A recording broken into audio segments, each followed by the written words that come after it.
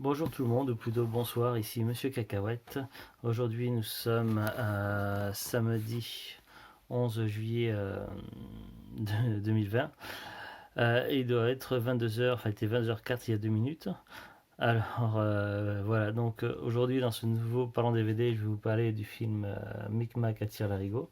Là, je filme avec mon téléphone portable, donc je suis chez Zouglut. Donc voilà, j'ai pas monté mon ordinateur à côté de moi, donc j'ai pas accès à toutes les informations. J'ai fait mes recherches avant et j'ai pas l'heure, j'ai pas de montre au poignet. Donc j'ai regardé l'heure juste avant, mais bon, comme j'ai pas une très très bonne mémoire. Alors c'est un film qu'on a regardé, donc un DVD qu'on a regardé avec Zouglut et avec sa maman. Donc Zouglut et sa maman connaissaient déjà le film, moi je l'avais jamais vu. C'est un film réalisé par Jean-Pierre Jeunet avec Danny Boone, Omar Sy, André Dussolier, Julie Ferrier, Dominique Pinon, Marie-Julie Bopp, Nicolas Marie, Michel Crémades, Yolande Moreau, Jean-Pierre Mariel et beaucoup d'autres acteurs. À savoir que Dominique Pinon, c'est l'acteur fétiche du réalisateur Jean-Pierre Jeunet. Il apparaît dans tous les films de Jean-Pierre Jeunet. Donc voilà. Donc avant de vous en dire plus, je vais vous lire le synopsis qui est au dos. Alors voici le verso. En tout cas, c'est un film donc présenté sous forme de comédie avec un côté assez particulier, assez spécial. En même temps, si vous avez déjà vu des films réalisés par Jean-Pierre Jeunet, vous êtes habitué au côté un petit peu spécial, un petit peu aware du film et du réalisateur. Alors, un film 100% festif qui excite les zygomatiques. Alors ça, c'est une citation du 20 minutes. C'est plusieurs citations. Il y a Le Monde qui a marqué Jeunet, génial brocanteur. RTL qui a marqué Toute l'imagination et la poésie de Jean-Pierre Jeunet. Alors, le synopsis. Basile, donc Danny Boone, n'a pas beaucoup de chance avec les armes. La première l'a rendu orphelin, une deuxième est toujours logée dans sa tête et peut le faire mourir à tout instant. À sa sortie de l'hôpital, Basile se retrouve à la rue. Par chance, ce doux rêveur est recueilli par une bande de truculents chiffonniers vivant dans une véritable caverne d'Ali Baba. Remington, donc Omar Sy, Calculette Marie-Julie Bopp, Fracasse Dominique Pinon, Placard Jean-Pierre Mariel, Lamom Caoutchouc Julie Ferrier, Petit Pierre Michel Crémades et Tambouille Yolande Moreau. Un jour, en passant devant deux bâtiments imposants, Basile reconnaît le sigle des deux fabricants d'armes qui ont causé ses malheurs. Aidé par sa bande d'uluberlus, il décide de se venger. Seul contre tous, petit malin contre grand industriel cynique, nos chiffonniers rejouent avec une imagination et une fantaisie digne de Bibi Fricotin et de Buster Keaton, le combat de David et Goliath. Inclut le commentaire audio de Jean-Pierre Jeunet sur les coups du film. Alors ça, on n'a pas regardé les bonus. C'est un film de 2009, si je ne me trompe pas. Euh, alors, comment je peux vous résumer un petit peu le film? Alors, donc, on a d'abord l'enfance du personnage principal qui est joué par Danny Boone, où il apprend très jeune enfant en fait que son père est mort.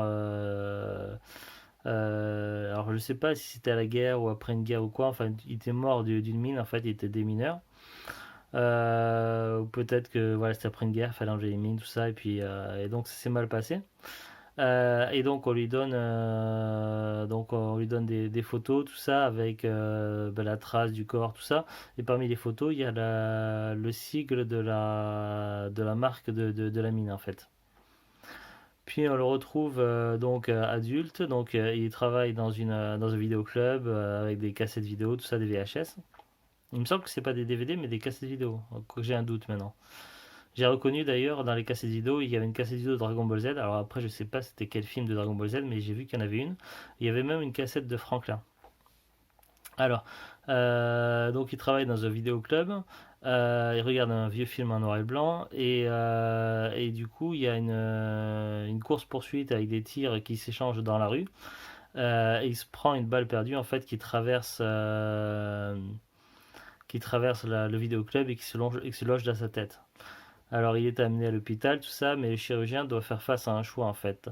Soit il essaie rapidement de lui retirer la balle, mais il y a de très grandes chances qu'il meure sur le coup. Soit il laisse la balle dans la tête et du coup ça entraînera des conséquences et du coup ça va limiter ses possibilités dans la vie. finalement, on lui laisse la balle dans la tête. Il se fait virer du vidéoclub suite à la fusillade qu'il y a eu, tout ça, donc il a vraiment pas de bol. La nouvelle employée qui le remplace a pu ramasser donc une des balles perdues qu'il avait trouvé dans la mobilette ou une moto, je sais plus c'était dans quoi, de son copain, donc qui était dans le coin, garé dans le coin, et donc sur la balle perdue, on voit la marque du fabricant d'armes, quoi. Le mec, il a pas de chance, donc Basile, donc il vit dans la rue, il essaie de se débrouiller, tout ça, mais c'est pas facile.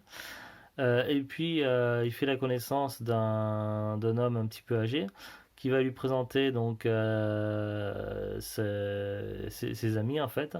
Et donc, dans un endroit un peu isolé qui ressemble un petit peu à une casse ou un décharge, en fait, il y a un endroit qui prête pas de mine et lorsqu'on ouvre la porte, en fait, c'est un petit peu comme un magasin avec de la restauration, enfin un truc énorme, un truc vraiment bien. Et il y a toute une bande de personnes qui sortent de l'ordinaire en fait, des gens qui ont eu un lourd passé, qui ont eu des graves problèmes dans la vie. Et du coup, ils se sont tous associés ensemble pour s'entraider et pour survivre. Donc, ils restaurent par exemple des trucs qui ne fonctionnent plus, ils réparent, ils revendent, tout ça. Et du coup, il lui donne une fonction à Basile et il va aller chercher du matériel de récupération pour eux. Sauf qu'en chemin, par hasard, il va tomber nez à nez face aux deux fabricants d'armes qui ont causé ces grands malheurs dans sa vie. Il se trouve que par une curieuse coïncidence, le fabricant d'armes de la mine qui a tué son père et le fabricant d'armes de la balle qui s'est logé dans sa tête, les sièges des deux entreprises sont face à face à côté, quoi. Et ils se trouvent pile en face. Et donc lui vient dans l'idée de chercher à trouver un moyen de les faire payer ces deux sociétés. Ses amis vont s'en rendre compte et ils vont donc du coup s'imposer pour l'aider. Ils vont pas lui donner trop la possibilité de dire non. En fait, l'endroit où ça se passe, en fait, l'endroit où tout ce petit groupe de gens loge, ça s'appelle Tire-Larigot. Et donc, soit il est viré de Tire-Larigot, donc du groupe, soit il accepte leur aide et du coup, ils vont tous accomplir la mission ensemble. Du coup, ils vont s'entraider, ils vont essayer de trouver des solutions, tout ça, et en gros, ils vont monter les trafiquants d'armes les uns contre les autres afin de créer des micmacs, d'où le titre Micmac à Tire-Larigot. Et puis évidemment il y aura une confrontation, tout ça, et finalement bon, c'est une histoire qui, comme vous doutez bien, qui finira bien, tout ça, et les méchants vont payer. Mais bon, ce qui est pas important, c'est pas la finalité du scénario en fait, même si je vous spoil un petit peu. Ce qui est important, c'est la réalisation en fait. Donc c'est un film que j'ai vu en français, donc je sais pas s'il est doublé dans d'autres langues, non, je crois pas. Uniquement français puisque c'est un film français.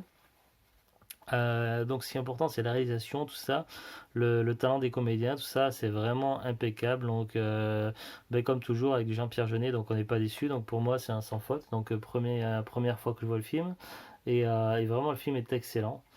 Alors, on peut noter qu'il y a parfois, les couleurs jaunes sont parfois assez présentes, mais c'est assez fréquent dans les films Jean-Pierre Jeunet. Par exemple, vous voyez quand même que les couleurs jaunes s'imposent pas mal aussi dans le film Le fabuleux destin d'Amélie Poulain. D'ailleurs, il y a plusieurs acteurs du fabuleux destin d'Amélie Poulain qui sont également dans ce film-là. Donc voilà, le jeu d'acteur, il y a de l'humour aussi, il y a pas mal d'humour. Je vois que ma caméra, il ne reste plus que 50 secondes, donc ça va couper, donc c'est tout, je le ferai en deux fois. La vidéo, c'est pas bien grave. Alors, je vais couper la caméra là et on se retrouve tout de suite pour la suite.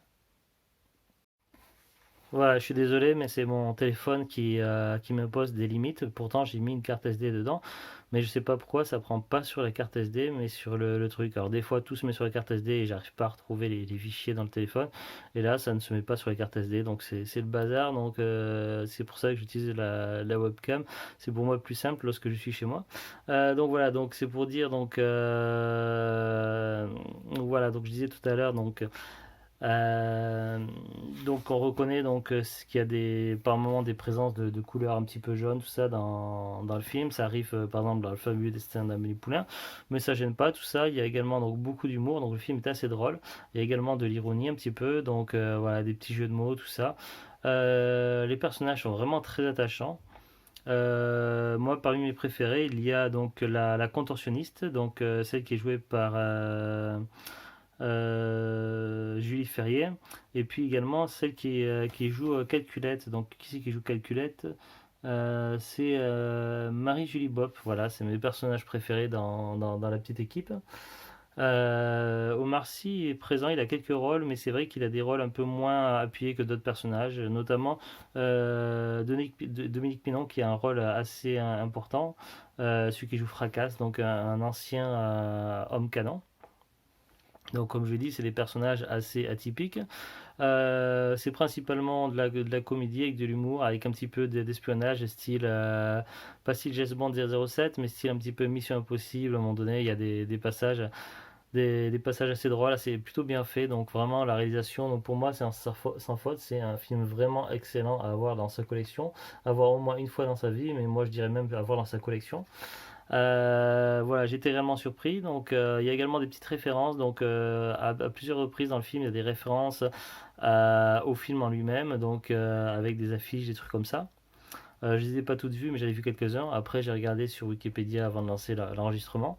Il y a une petite référence aussi à un film de Robert De Niro, avec Robert De Niro, je crois, Taxi Driver, il me semble, si je ne me trompe pas, enfin un truc comme ça. C'est un film que j'ai pas vu, mais je connais la réplique. Voilà, c'est un film assez sympa.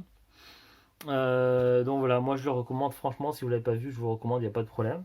Nous, c'est un film qu'on avait trouvé en brocante. Euh, alors qu'est-ce que je peux dire d'intéressant? Donc là, j'ai pas accès à la fiche Wikipédia puisque j'ai pas pris de notes et que c'est sur le téléphone.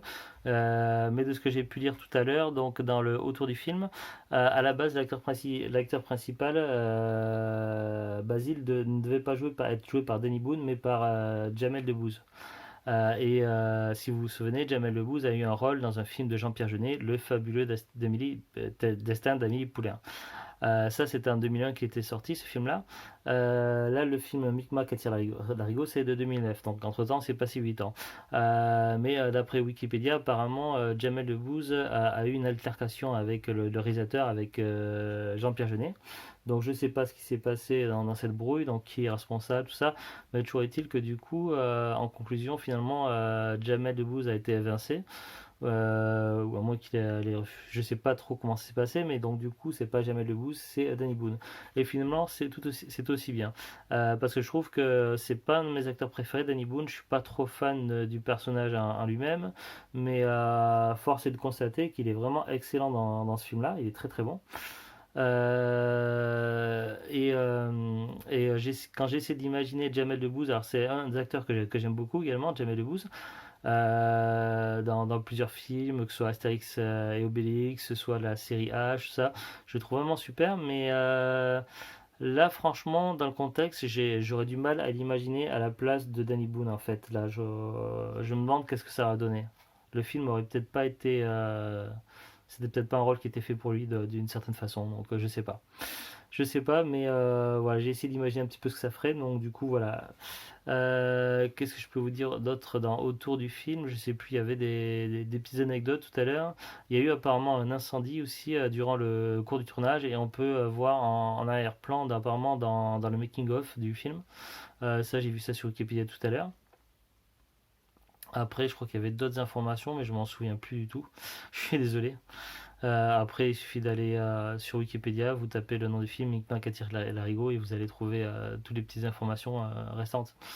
Le film, donc nous, ça c'est un DVD qu'on avait acheté en brocante, donc certainement à 1 euro. En général, c'est le prix des DVD qu'on achète en brocante. C'est un film assez courant, donc je l'ai vu plusieurs fois dans les magasins cash. Ça, c'est un film relativement courant, en fait, assez facile à trouver. Donc si vous cherchez l'occasion, vous pouvez le trouver assez facilement. Après, Après, il date un petit peu, donc vous ne le trouverez plus dans les hypermarchés ou dans les supermarchés, à moins qu'il y ait un vieux stock qui traîne. Euh, Lorsque les brocantes seront réouvertes, vous pourrez éventuellement, avec un peu de chance, retrouver le DVD dans un carton, puisque c'est un DVD assez courant. J'ai pas regardé, j'ai regardé sur Amazon, donc Amazon le vend encore, il a encore des stocks. Amazon, donc expédié vendu par Amazon, il est à 6,99, ce qui est un prix assez correct. En plus, c'est du neuf, donc c'est plutôt cool. Après, si vous allez sur d'autres sites, vous pouvez peut-être l'avoir moins cher. J'ai pas regardé sur les autres sites, mais bon, il y a plein de sites. Il y a Le Bon Coin, il y a Rakuten, il y a eBay, etc., etc. Donc après, à vous de voir quel est le meilleur plan. Mais en tout cas, sachez que c'est un film très facile à trouver, donc un film courant. Donc voilà, ne mettez pas trop cher dedans, ça vous feriez avoir. Voilà, de pas grand chose à dire de plus, donc pour moi ça fait partie des bons films quoi. J'irai pas le mettre jusqu'à dire un grand classique comme Jurassic Park, on peut pas comparer à du genre du Jurassic Park quoi. Mais je parle du premier Jurassic Park parce que les autres sont moins bien à mon goût. Mais bon voilà, ça c'est un très bon film à avoir dans sa collection. Et puis jusqu'à présent, franchement, j'ai pas vu tous les films de Jean-Pierre Jeunet, mais j'en ai vu plusieurs maintenant. J'ai dû en voir 5 ou 6 et j'ai jamais été déçu en fait. Donc voilà, en général, c'est plutôt. Et quand qu'on tombe sur un DVD réalisé par Jean-Pierre Jeunet, en général, c'est plutôt bon signe. Donc il y a peu de chances d'être déçu. Par contre, il faut évidemment avoir l'esprit ouvert parce que c'est un petit peu ouvert. Ah oui, voilà ce que je voulais vous dire. Euh, le personnage Basile, comme il a une balle dans sa tête, en fait, par moment, en fait, il risque de mourir, en fait. Et donc, il essaie de se concentrer sur certaines choses, tout ça, pour garder le contrôle, et de façon à ne pas mourir, je pense. Enfin, c'est assez particulier. Et durant ces scènes-là, par moment, on voit des images de ce qui se passe dans sa tête. Et à un moment donné, on a une séquence de football, de match de foot, où il y a des footballeurs. Mais par contre, sur le mine, donc il y a Thierry Roland et puis l'autre, je sais plus comment il s'appelle, qui font les commentateurs. Et ils expliquent qu'il y a une mine cachée quelque part sur le terrain. Et en fait, c'est la surprise. Donc le footballeur qui se prend la mine et qui explose, et bien, il a perdu quoi. Donc c'est une séquence vraiment, bon je suis désolé pour le spoil, mais c'est une séquence hilarante et franchement la raconter ça c'est pas très très sympathique. Il vaut mieux la voir que la raconter en fait. Donc voilà, même si je vous en ai parlé, et si vous avez l'occasion de voir le film là, franchement, voilà c'est bon, c'est une séquence très très courte, mais vraiment j'ai trouvé ça super génial. Non, je ne veux pas qu'on mette des mines sur les terrains de foot, ne vous méprenez pas. Donc, non, c'est juste que voilà, c'est ce qui passe dans sa tête et j'ai trouvé ça sur le coup assez drôle. Assez... Puis le rapport avec la mine et tout ça, donc s'il est arrivé dans le personnage. Bon, voilà, c'est tout ce que j'ai à vous dire sur le film. Je vous dis à très très bientôt et au revoir. Au revoir. Ah oui, la vidéo sera uploadée demain puisque là je ne suis pas chez moi donc la vidéo ne sera en ligne qu'à partir de dimanche en soirée certainement puisqu'il faudra le temps que je rentre chez moi et puis que j'assemble la vidéo, que je prépare tout ça et que je upload. Allez, très bientôt, au revoir.